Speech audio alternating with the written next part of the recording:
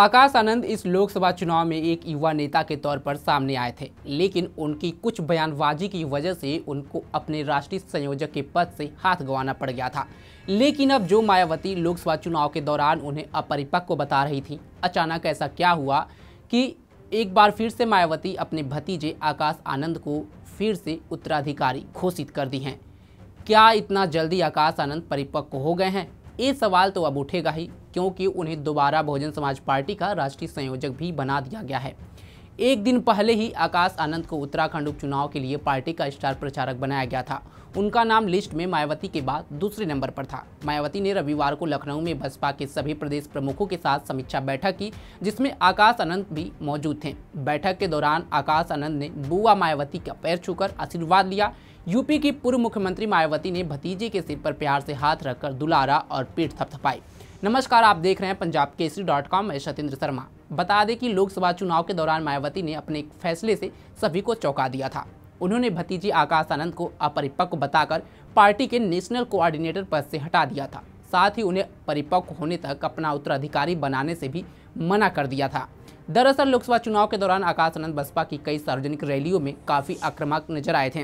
उनके कुछ भाषणों की काफी चर्चा हुई थी, जिसमें उन्होंने अपने विरोधियों पर तीखी टिप्पणियां भी की थी। ऐसी ही एक भाषण में उन्होंने भाजपा को आतंकवादी पार्टी बता दिया था, जिसे लेकर आकाश आनंद पर FIR भी दर्ज हो गई थी। राजनीति पंडित मान रहे थे कि आकाश आनंद के तेवरों से बसपा एक नई जान आ गई है।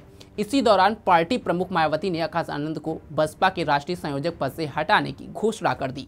उन्होंने एक बयान में कहा था कि आकाश आनंद अभी और परिपक्व होने की जरूरत है। लोकसभा चुनाव में बसपा की बुरी दुर्गति हुई थी और उसका खाता भी नहीं खुला था। उल्टा उत्तर प्रदेश में बसपा का वोट 19% से घटकर 10% के आसपास रह गया था। आकाश आनंद को एक बार फिर पुरानी जिम्मेदारी सौंपकर मायावती ने एक तरह से कोर्स करेक्शन का काम किया है। उत्तर प्रदेश में आने वाले दिनों में सभी 10 सीटों पर उपचुनाव होना है। बसपा उपचुनाव नहीं लड़ रही, लेकिन इस बार पार्टी सुप्रीमो मायावती ने फैसला किया है कि बहुजन समाज पार्टी राज्य की 10 सीटों पर होने वाले उपचुनाव में अपने प्रत्याशी उतारेगी। राष्ट्रीय संयोजक पद पर वापसी के बाद एक बार फिर उत्तर प्रदेश की जिम्मेदारी आकाश आनंद के कंधों पर आ गई है। वह उपचुनाव में टिकट बंटवारे से लेकर पार्टी के लिए प्रचार करते दिखेंगे। आकाश आनंद को नेशनल कोऑर्डिनेटर बनाने की तैयारी मायावती ने तकरीबन हफ्ते भर पहले ही कर ली थी। 16 जून को आकाश लखनऊ आए थे, जहां सभी पुरानी बातों को लेकर मायावती ने उनसे चर्चा की। बसपा सुप्रीमो ने आकाश को ज्यादा सहमति रहने की हिदायत दी है। बसपा के वरिष्ठ नेता लालजी मेधर ने बताया कि बैठक में मायावती ने कहा, पार्टी कार्यकर्ताओं की अनुशासनहीनता की वजह से आकाश आनंद को बहुत झेलना पड़ा। आप लोगों ने कई जगह उन्हें सही से भाषण नहीं देने दिया। माना जा रहा है कि बसपा की नज़र 2027 में होने वाले यूपी विधानसभा चुनाव पर है। 2 साल पहले आकाश को पार्टी में अहम जिम्मेदारी सौंपकर मायावती ने उन्हीं चुनाव से पहले तैयारी का पर्याप्त मौका दिया है।